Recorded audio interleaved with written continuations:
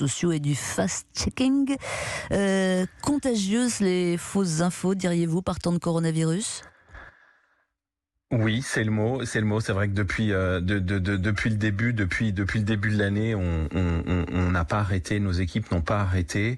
Et c'est vrai que passer du fait que on soit sur une pandémie, sur une actualité mondiale qui concerne tous les pays, ça n'a jamais cessé.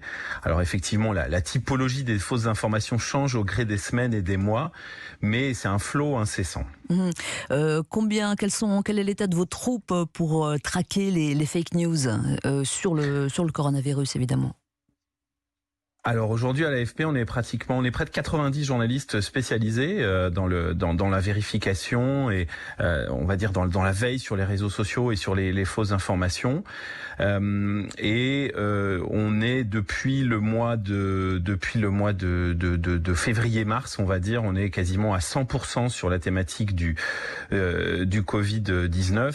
Et j'avais oublié de le préciser aussi, c'est 90 journalistes spécialisés, mais dans le monde entier. C'est évidemment absolument pas uniquement à Paris, et à l'AFP on publie en 15 langues dans la traque des fausses informations. Alors j'imagine que votre travail est très compliqué et sans doute pour un tas de raisons. Je vais en égrener quelques-unes. Vous allez me dire vrai ou faux pour le coup.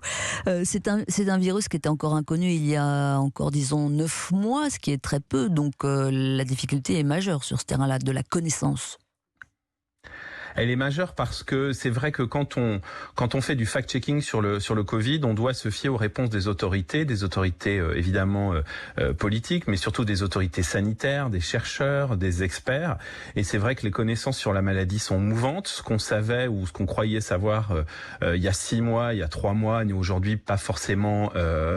Les choses sont peut-être différentes.